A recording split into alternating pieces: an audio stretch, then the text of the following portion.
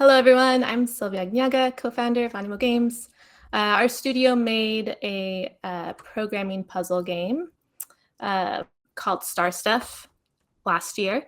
We created an education version for schools later that year, and we're currently working on an entirely new idea, a co-op puzzle game in preparation for a bigger project to be launched next year.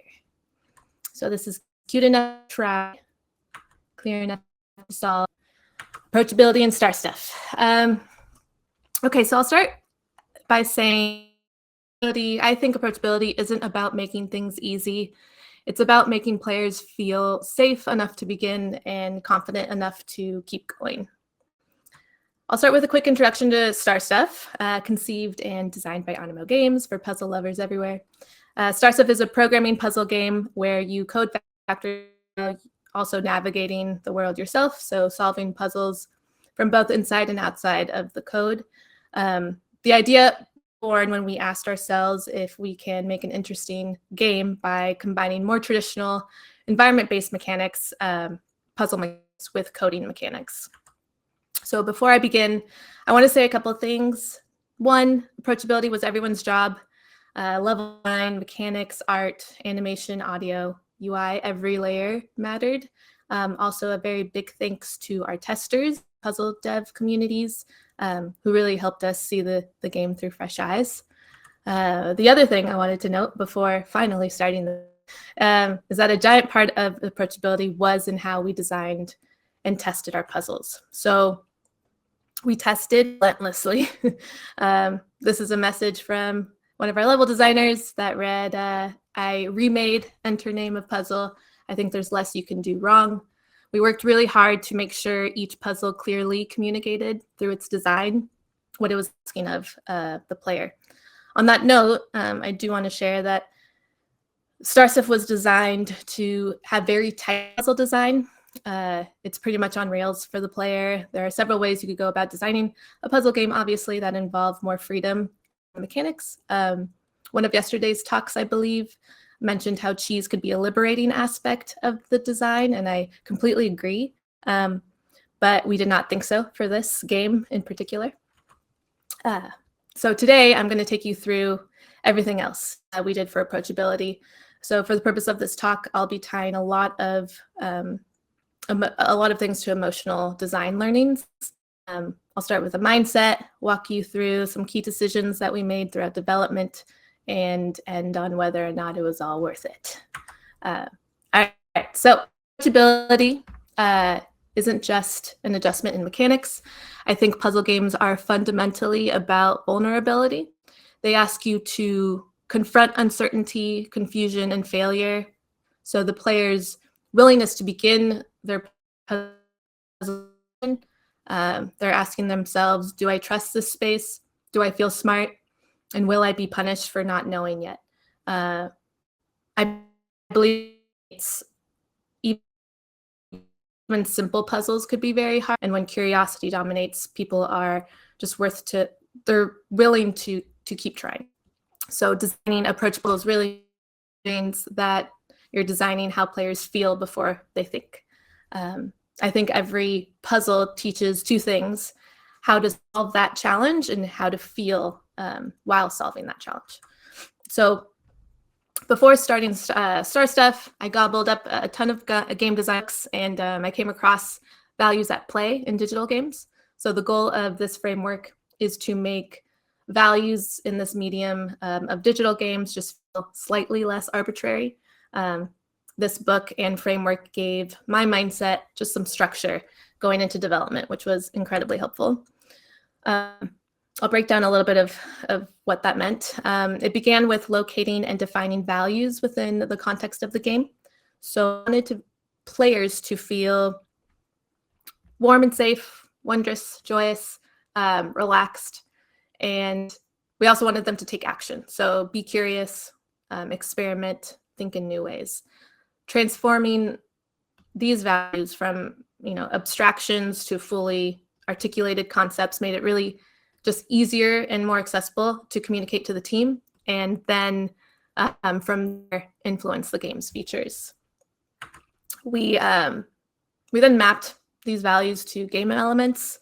So looking at narrative, rewards, rules for interacting with the environment, our interface, and art. There's more to the framework, but that's essentially it. That's the idea. So be very aware of what you want your players to internalize, and then design for that. So we're going to talk now a little bit about how this unfolded for Star Stuff. And for each instance, I'll share some behind-the-scenes content from the archive, and from there walk you through what actions we took in the game. A lot of the time when people talk about Star Stuff, the first or second thing they mention is the visuals. So we'll start there. We've heard things like, I just want to touch everything in the game, which is exactly the feeling we were going for. When the world looks touchable, I really think that players feel free to poke at it and push buttons and try new things. We decided to make the Star Factory feel very inviting and fun to look at, much like a toy set or a playground. So many liberties were taken, adding comforting elements to what you may not think of in a typical factory. Everything had to be rounded in our game. So if a single shape could sum up its art style, it would be a soft rounded, simple rounded rectangle, very practical, industrious, but soft. And to make things look more tactile, our artist Patrick grounded assets in a little bit of reality to hint at how it might be constructed. So you could see A through D here. We also wanted players to feel as if we were walking through this whimsical Star Factory. So puzzles were set up as prefabs and were integrated into dress scenes. Here's a peek into the visuals that inspired us. You can see here actual toy sets. More here. And this is my favorite reference for our environment, a circular Star Factory donut. So in Star Stuff, art is really an invitation. The softened shapes, the rounded edges, the cozy palettes created a tone that felt kind and safe and welcoming. It told players to get comfy. Now, moving on to the story. Story in Star Stuff was never to blow anyone away or get too deep. I say that mostly to protect myself because I wrote most of it. But its purpose was simply to offer little moments of delight and encouragement amid the chaos of problem solving. I loved thinking about what players might need to hear in each moment, and that shaped the writing around, and shaping the writing around that feeling.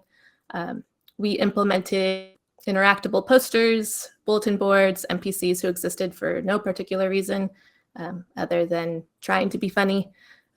We also made the decision to share feedback and tips via our main NPCs, Eitri, Onslow, and Hoshi, rather than solely relying on info modals, which also in the game. We intended to establish trust and give players just a sense of navigating this huge, chaotic problem together. The tone was meant to communicate, you're allowed to be confused, things are crazy, you're doing great, we all are. Before jumping into writing dialogue for the game, I created profiles for our characters, imagined things they would say to the player, took inspiration from a lot I know. Hoshi is a tribute to my dad. Most of these things did not end up in the game, but gave me a good sense of our character's essence with warmth and safety at the front. Throughout development, there was an effort to maintain this consistency between visual warmth and voice warmth. This made the game feel very much so authored by the same gentle soul. I like to think that this alignment was also what allowed players to lean into their curiosity rather than brace for punishment. Moving on to architecture, our world, and the progression system. So the progression system and layout of the world went through many iterations before we found the balance that offered our players the most clarity while still preserving the sense of very light exploration. Like I mentioned before, this game is certainly on rails, but we still wanted to invoke that feeling of walking around and exploring a space. The factory is divided into 5 themed zones, each containing 3 hubs. Most hubs are split into 2 rooms. At the end of every hub, a door leads to the next. Sounds very convoluted, but it makes sense. Within each hub, players complete one required introductory level, and then that unlocks levels in an implied order. So it was designed so that the puzzles were gradually increasing in difficulty as players moved deeper into the hub. And at the end of each zone, collected an orb to return to the lobby and deliver it to our grumpy bureaucratic protocol droid Onslow, and then Onslow uses it to power the gate to the next zone. So that is the gist of the progression system.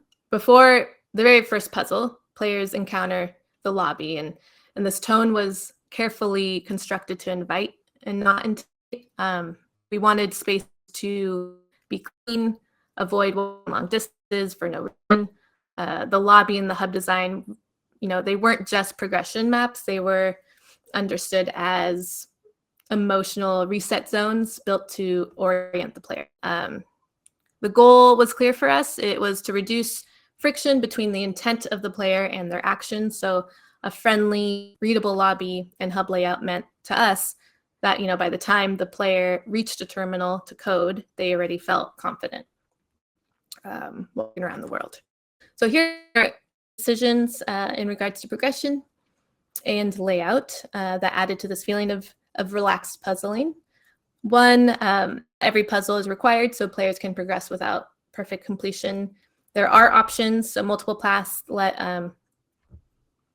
skipping levels allow players to choose what to tackle next.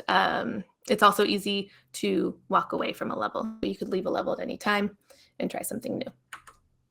Our unlock moments were tiny applause cues. We, did a little, little hands, maybe a funny line of dialogue.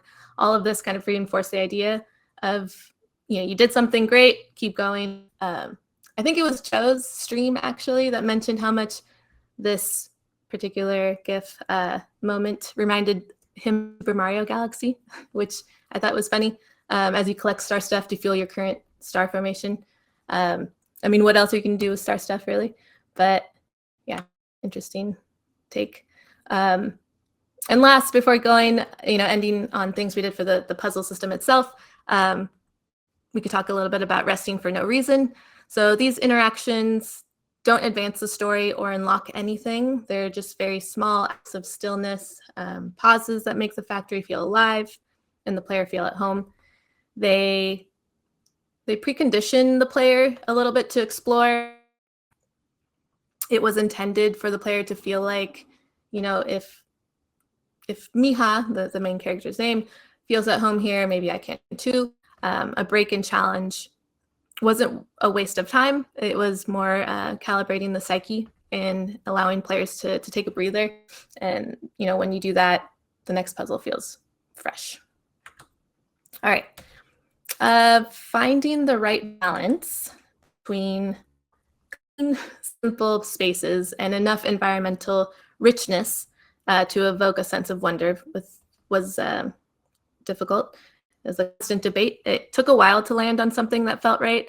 And here are a few decisions we made. So one was scaled back backgrounds with assets placed strategically to focus for focus and clarity. Although I think we probably could have pushed this even further.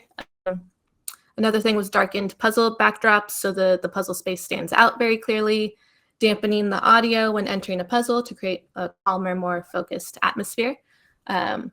These were, not aesthetic tweaks, although they changed the aesthetic. They were corrections in the tone. So when a scene feels visually chaotic, I think players subconsciously brace for chaotic puzzles, and simplifying backgrounds and layout made the world feel a bit more solvable without losing its atmosphere. This is a pretty specific example, but shows you the granularity of decisions we were making. During playtests, we noticed players often felt very overwhelmed and frustrated by our reset moment in the puzzle, which simply was approaching the terminal would restart the level. So you would maybe walk into a puzzle, explore, place a crate here and there, set up your puzzle, and then you would approach the terminal and everything would be restarted. So they weren't sure what mode they were in or whether they were coding, their code was being recorded. So it was pretty bad. But to address this, we introduced the ghost shader, which is kind of like an emotional safeguard. Certain game elements appeared transparent until players approached the terminal and entered coding mode. So you really couldn't interact with characters or place them anywhere before you were in code mode.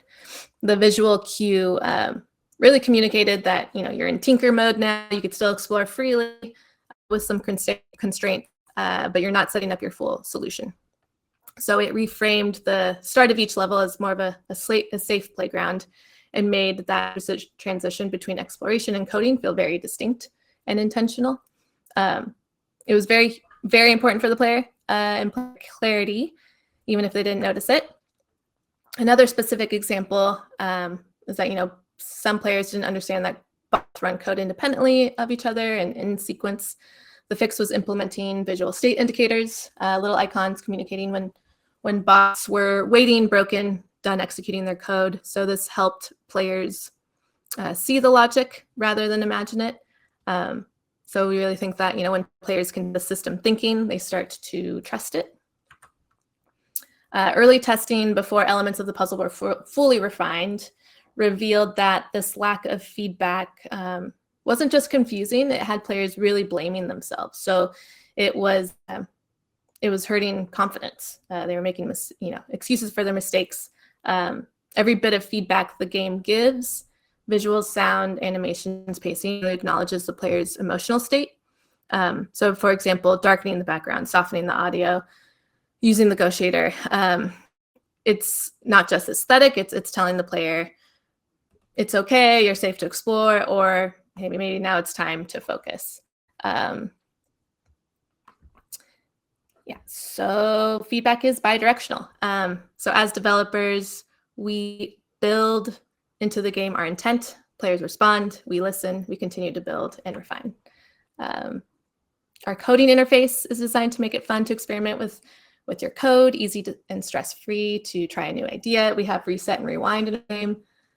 So when you make a mistake, it's easy to get back to where you're at. Very useful for our game in particular, because it's just allowed, if you make a silly movement mistake, a rewind is very useful. And like I said, you could kind of explore the level a little bit before you get into code mode. So we wanted players to start with, have it easy to start where you left off, piece your code together, and break a big problem down step by step.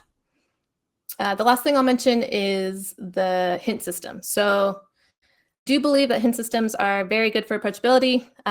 It's that, comforting phone a friend feeling. But to be honest, our hint system was more background thought. We weighed effort versus reward and ultimately decided on code order as the main form of the hint. So this clears the player's code and reveals the correct order without arguments. So at one point, we experimented with, showing how many of each type of code block a player might need, but it didn't really feel particularly helpful, so we removed it. Aside from the code order hint, we have nebulous tips, which are text hints tailored to specific puzzles. So what we liked about code order was that it offered guidance, but it wasn't spoiling the solution completely. There are plenty of times I used the hint myself and still had no idea how to solve the puzzle because you have to know how to walk through it yourself. All of these things, hints, tips, info modals, work together to scratch that phone a friend itch. So softening the moments of complete helplessness. So was it all worth it? So this is what we all hope for. With every iteration, we're getting closer to our design goals. So early prototypes revealed a lot of clunkiness. The editor was not intuitive. Players blame themselves. Mid-production, when we're able to integrate more feedback, polish the editor, refine our puzzles, we saw players experimenting more, and then, final polish, adding small world details, players really kind of felt safer to fail and try again. We saw proof that our efforts in design were valid through playtesting, watching streams, and player reviews. A few questions I kept in mind were, has the game promoted the desired behaviors? Have we elicited an effective or attitudinal response? Here's some snippets that I think validated all the work we put into the game. I'll read one of them. It's programming puzzles are intuitive and make you think in new ways, while its charming UI and atmosphere give it a dreamy vibe, which encourages you to keep trying if you get stuck. That alone made it worth it. Might be a programming game, but it also has some very wholesome tidbits. At least 9 people agree with this player, so that was great. Yeah, so the verification process is ongoing. I'm very excited to share that we have a free web version of StarStuff on starstufFedu.org, and we've launched it in schools, and hearing very similar sentiment features. Putting StarStuff Edu on web really has allowed us to get many more eyeballs on our game, and that is now, the game is now a hidden gem on Steam. Our next project will run with this idea of testing whether or not people want to play puzzle games on the web together. So if you're interested in talking about this, feel free to email me or join our Discord, play our prototype on itch, let us know what you think. And that's it. Thanks for listening. Here's how to contact me, and I hope you enjoy the rest of the talks. Thank you so much, Sylvia. Loved it. It's such a great game, and I'm pretty sure it probably was me that was making the Mario Galaxy comparisons that you mentioned earlier. In general, I think I was making a lot of comparisons as well to just Nintendo's art styles, because those games are also very approachable, and I think especially the Mario games have a similar kind of soft, cozy feel to them. Just a world you want to jump into. So I think that. There are lots of great comparisons there. So we've had some questions in the chat, and so I will ask those. I've got a question of my own as well. I think we've got time. We do have time.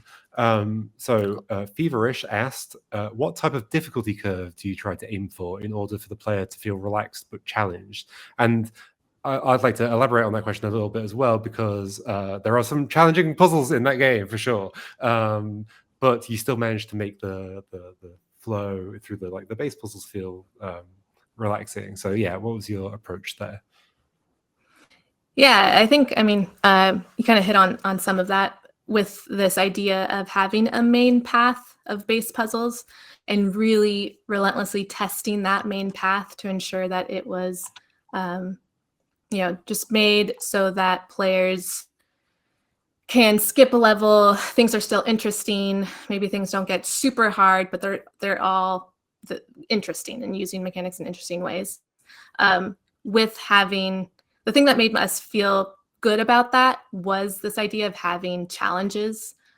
So as we were creating that main path of puzzles, every time we thought a puzzle was really interesting and fun to think through, but pretty challenging, we're like, all right, let's just put it under our challenges for this hub. We can't get rid of it. It's too fun, but it can't be part of this main path. The other thing that we did was just the amount of levels that are needed to enter the next hub and enter the next zone were reasonable, and that was just through a lot of testing. Yeah, I think those are the main ideas there. Great. And did that that approach of having the challenge levels, did it basically mean that you didn't really have an upper limit on what you'd consider too difficult for the game? Because you can always go in the challenge level, or did you still want to keep some kind of upper limit? I'd say I feel like we felt fine in a very difficult level in there, but there were definitely some ideas with the mechanics that were just very wacky.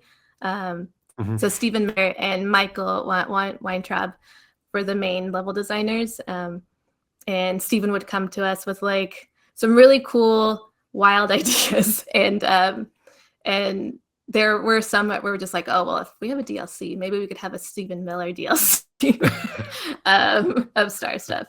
Yeah, so there were some that were kept from the challenges, even just because they were kind of just too wild. Yeah. I look forward to the Stephen Miller DLC. That wasn't you weren't confirming it's coming, but if it does, I'll definitely play it.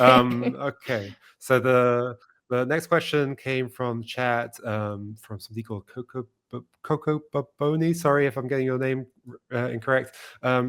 which is, are you familiar with older educational games like Pajama Sam, and were they an inspiration? How did you all manage cognitive challenge, and how old were your playtesters? Oh, interesting. I don't know about Pajama Sam, but sounds cool. I will check it out. So playtesting and age range, yeah, that was we see Star Stuff as suitable. I tested with as young as an 8-year-old, but that was, that's very young. And at that point, we really see the game being played with a guardian or, someone older kind of guiding that kid. But really kind of set, the game is, anyone who's 12 and older could maybe, has like the brain space and the processing to figure it out. And that was the thinking. We had a partner who tested in schools, and that was interesting, but we mostly tested within ourselves, our Discord community, who are all, various ages, but around, 18 plus. As far as games that were really inspirational, so 7 Billion Humans is a game that we talked about a lot. And at that time, the Art of Problem Solving is an organization that provides a lot of like mathy, thinky puzzling in their curriculum. And there's a class that I witnessed playing 7 Billion Humans, and the dev's son, and we had a lot of conversations around just how that was a good kind of baseline of thinking about how hard these puzzles could get. Great, thank you so much. We had another question from Patrick, but I'm afraid that we don't have time, so we're going to move over to the next speaker. But Patrick, if you could take your question to the Discord, I'm sure Sylvia will be around to help answer that question. So thank you so much, Sylvia. We'll head over to the next talk. Thank you. Cool, thank you.